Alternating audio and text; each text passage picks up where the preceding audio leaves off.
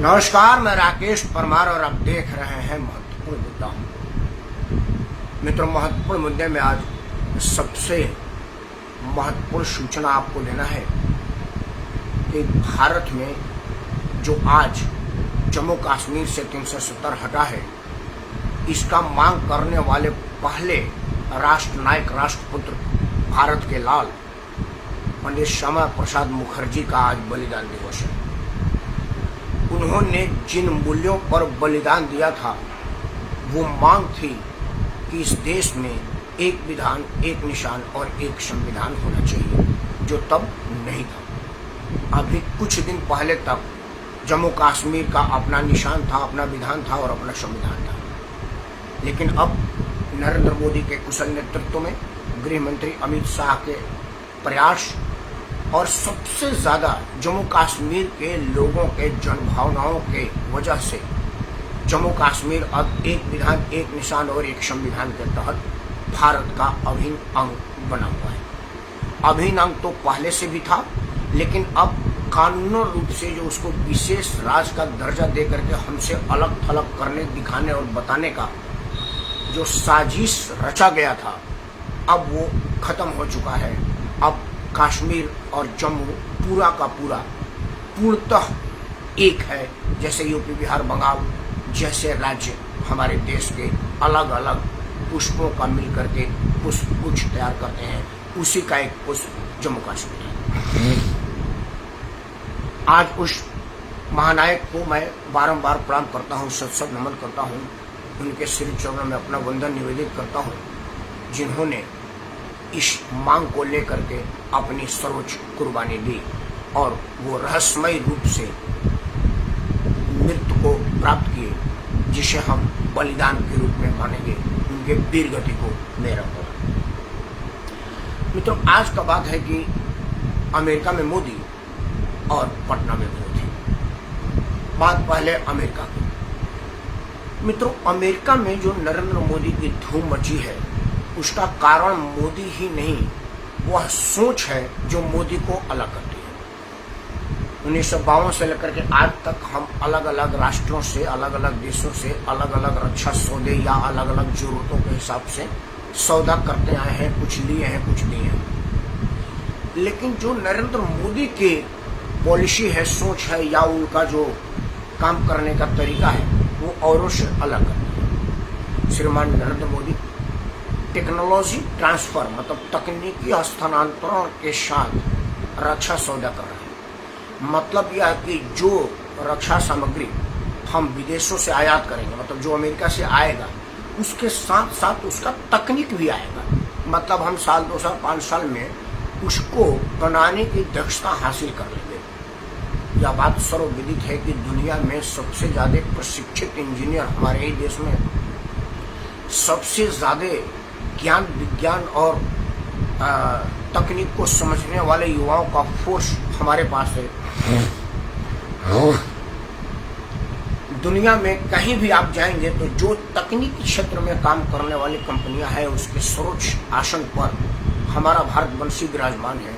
चाहे वो सुंदर पिचाई हो, नडाल हो, इंदिरा नूरी हो, जो भी हो, नाम कितना गिनाऊं, हर जगह। तो उनके श्रम शक्ति को और प्रबंधकीय क्षमता, दक्षता का इस्तेमाल अब हम अपने लिए कर पाएंगे अगर तकनीकी हस्तांतरण पर समझौता हो जाएगा, जो कि अब की बार माननीय प्रधानमंत्री, देश दुनिया में सर्वाधिक लोकप्रिय जननायक के नेतृत्व में अमेरिका के साथ ऐसा समझौता हो रहा है, हुआ है, हो चुका है।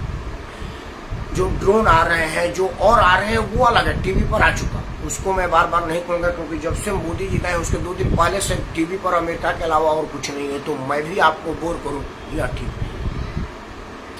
तो अमेरिका में जहां मोदी की धूम मची है, दुनिया भर के लोग मोदी के साथ लंच करने के लिए महंगा महंगा टिकट खरीदे हैं और सुदूर अमेरिका से चल करके आए हैं, उसका मातम आज पटना में मनाया गया। हालांकि उसका बात, उसकी जो पृष्ठभूमि तैयार की गई, वो की गई विपक्ष एकता। बहुत अच्छी बात है। राजनीति में पक्ष और विपक्ष दो ही होता है, कुछ निष्पक्ष होते हैं जिनका भारत में महत्व बड़ा कम है, क्योंकि बहुत कम ऐसे लोग हैं जो निष्पक्ष राजनीति करते हैं। आज की राजनीति में या तो कोई मोदी के साथ है या मोदी के खिलाफ है, दूसरा कोई है। मित्रों, जो पटना में विपक्षी एकता हुई वो कौन लोग थे, अगर ये आप जान जाएंगे तो आपका उनका मनसा स्पष्ट हो जाएगा। सबसे पहले जो सबसे ज्यादा लाइमलाइट जिनको मिला, लालू प्रसाद यादव ने जिनको सार्वजनिक दूल्हा बनने की मांग कर दी, वो थे राहुल गांधी। राहुल गांधी वहां पर सबसे ज्यादा लाइमलाइट लिए। लालू प्रसाद राजनीतिक बयान दिए कि भाई 2024 का दूल्हा आप बनेंगे, या जैसे हम दूल्हा बन चुके हैं आज से 35 साल पहले, वो वाला दूल्हा बनने की बात कहेंगे, या लालू प्रसाद का बेटा अभी कुछ दिन पहले बना। मतलब किस तरह के दूल्हा है, ये तो लालू प्रसाद की मनसा और आगे आने वाली राजनीति समझ में आएगी। लेकिन राहुल गांधी पहुंचे थे। राहुल गांधी कौन है? राहुल गांधी गांधी परिवार के वंश वेल है, उस शाखा को प्रतिनिधित्व करते हैं जो परिवारवाद को बढ़ावा देता है। मतलब कांग्रेस अगर कोई है तो राहुल गांधी के परिवार है, और राहुल गांधी अगर है तो वो कांग्रेस है। मतलब गांधी इज कांग्रेस, कांग्रेस इज गांधी। जैसे बरुआ साहब ने कहा था कि इंडिया इज इंदिरा और इंदिरा इज इंडिया। दूसरी, चूंकि राहुल गांधी से भी बड़े जो सबसे सीनियर आदमी थे राजनीतिक रूप से भी, आयु से भी और हर मामले में, वो थे आदरणीय शरद पवार साहब। शरद पवार के ठीक बगल में उनकी सुपुत्री सुप्रिया सुले बैठी थी।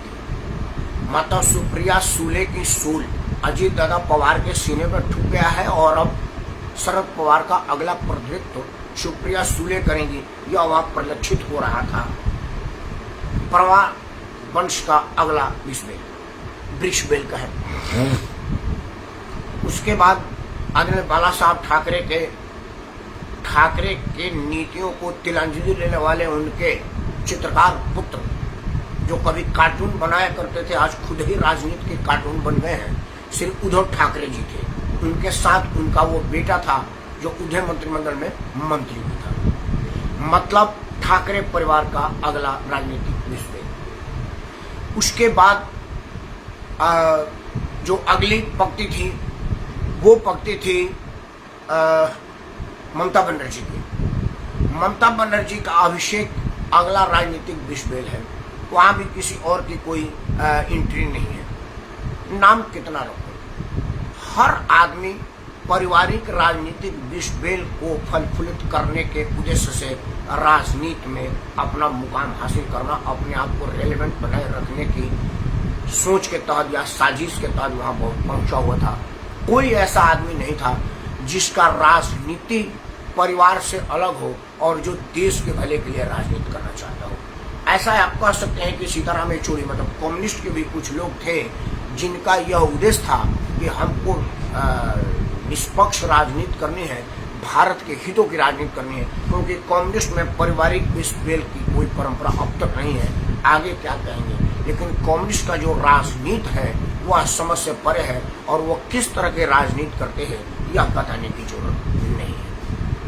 खैर, अब उनकी राजनीतिक मनसे को समझ लीजिए।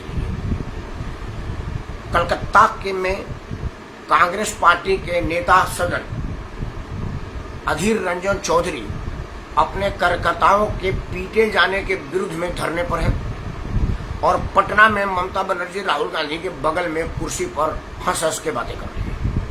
मतलब अधीर रंजन चौधरी नेता सदन पश्चिम बंगाल का कांग्रेस का कदावर नेता मुंशी प्रेमचंद और प्रणब मुखर्जी के बाद अभी अधीर रंजन चौधरी ही है। कदावर नेता कम्युनिस्ट पार्टी तृणमूल कांग्रेस सरकार के द्वारा अपने लोगों की हत्या, लूटपाट, पीटना और धमकाने के विरुद्ध में धरने पर बैठा। वो ये कह रहा है कि भाई हम हमारे लोगों के जान की रक्षा के लिए हड़ताल पर बैठे हैं, और हमको सरकार से यह मांग करना है कि हमारे लोगों की जान बकस दे। और राहुल गांधी उनके साथ बगल में गलबहियां करे हुए बैठ रहे हैं। पश्चिम बंगाल जम्मू कश्मीर में महबूबा मुफ्ती और मुफ्ती फारूक अब्दुल्ला का परिवार एक दूसरे का राजनीतिक दुश्मन है, लेकिन मोदी के डर से वो दोनों लोग एक ही मंच पर, एक ही कुर्सी पर आजू बाजू में बैठे हुए थे। इसी तरह का हाल और कुछ हो रहा है। तो उन लोगों की राजनीतिक सोच क्या है, देश के लोग उनके राजनीति से क्या हासिल करेंगे, क्या समझेंगे, यह बात आने वाली समय बताएगी। हमको तो यह लग रहा है कि जितनी डफली उतनी राग, कैसे मिलेगी इनका संवाद। खैर मित्रों, अब आते हैं वहां हुए राजनीतिक उद्देश्य। सबसे पहले राजनीतिक उद्देश्य का हवा निकाल दिया अरविंद केजरीवाल। अरविंद केजरीवाल ने दिल्ली कूच करने से, दिल्ली से पटना की फ्लाइट पकड़ने से पहले ही उसने यह मांग कर दी कि वो जो नोटिफिकेशन केंद्र सरकार ने दिल्ली के नौकरशाहों पर हुक्म चलाने का लगाया हुआ है, उसका कांग्रेस पार्टी और सभी लोग विरोध करें जो वहां पर लोग हैं। यह मांग करके अरविंद केजरीवाल एक तीर से कई निशाना साधना चाहता था। उसका यह मंशा था कि पटना का अधिवेशन को वो हाईलाइट करके दुनिया में मैसेज दे कि अरविंद केजरीवाल की एक मांग पर सारा विपक्ष एक हो गया। मतलब अगली लड़ाई अरविंद केजरीवाल के नेतृत्व में ही लड़ी जाएगी, क्योंकि नेता अब यही घोषित हो चुका है। इसकी एक मांग को सबने मान लिया। कांग्रेस पुरानी घाक राजनीतिक दल है, वो खेले खाए लोग हैं, और अरविंद केजरीवाल की पूरी जितनी आयु है उससे ज्यादा कांग्रेस के अभी वाले स्टैंपिंग अध्यक्ष, रबड़ अध्यक्ष या अध्यक्ष का मुखौटा वाले श्रीमान मल्लिकार्जुन खड़गे का राजनीतिक अनुभव उतना दिन का है जितना दिन अरविंद केजरीवाल की पूरी आयु है। मल्लिकार्जुन खड़गे ने संविधान और परंपरा की दुहाई देकर के कहा कि जो बात अरविंद केजरीवाल कह रहे हैं वो बात करने का जगह पटना नहीं है, वो है सदन। जब सदन की कार्रवाई शुरू होगी तो उस पर विचार किया जाएगा। यह जगह गलत है और मांग का तरीका गलत है। मतलब एक तीर से कई निशाना मल्लिकार्जुन खड़गे में नहीं कर दिया है। मल्लिकार्जुन खड़गे ने अरविंद केजरीवाल के उस मनसे का हवा निकाल दिया जिसमें वो दुनिया को बताने का उद्देश्य पाला था कि पटना अधिवेशन अरविंद केजरीवाल के नेतृत्व में हो रहा है। शरद पवार कहीं कुछ दिखते हुए नजर नहीं है। ध्यान देने बात यह है कि राहुल गांधी ने राजनीतिक चतुरता का परिचय देते हुए पटना अधिवेशन से पहले वहां पर कांग्रेस पार्टी की एक रैली आयोजित कर दी और ठीक ठाक भीड़ के बीच में राहुल गांधी ने अनाउंस कर दिया कि राजस्थान, मध्य प्रदेश, छत्तीसगढ़, वैसे जो आगामी देश के चुनाव होने वाले हैं उसमें अब सिर्फ कांग्रेस होगी, भाजपा नहीं होगी, नरेंद्र मोदी नहीं होगी।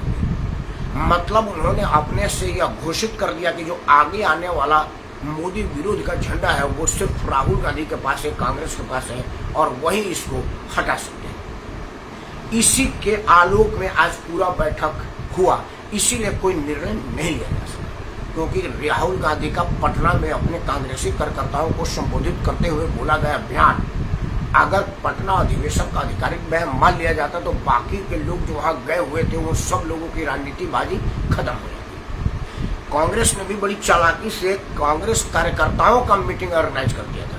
मतलब वो अंदर कह सकती थी कि हम कांग्रेस का अधिवेशन में भाजपा की बड़ाई करेंगे कि अपनी करेंगे। अपने कार्यकर्ताओं का मनोबल बढ़ाने के लिए मुझे और क्या बोलना था, और वो कांग्रेस उचित भी कहती।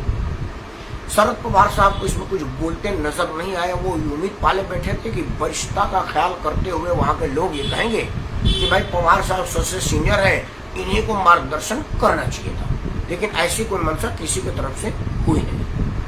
ममता बनर्जी ने पांव छू करके लालू प्रसाद यादव का आशीर्वाद लेना चाहा, लेकिन लालू प्रसाद यादव राहुल गांधी को शादी का ऑफर देकर के दूल्हा बनने का जो संकेत ममता बनर्जी को दिया है वह दूर तक सोचने पर ममता को मजबूर कर दिया होगा। मतलब जो मोदी विरोधियों का जमावड़ा पटना में लगा था उसमें कोई कंक्रीट बात नहीं हो पाई, किसी मुद्दे पर आम राय नहीं हो पाया।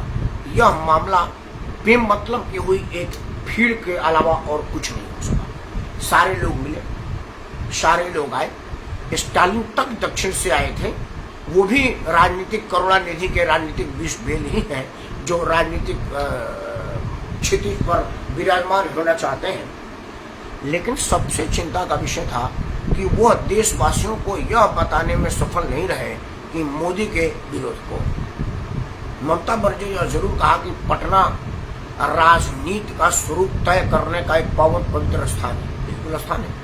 मेरे ही गांव के लोकनाथ जयप्रकाश नारायण ने उसी पटना गांधी मैदान से बिगुल फूका था और इंदिरा गांधी का राजनीतिक सफाया कर दिया था।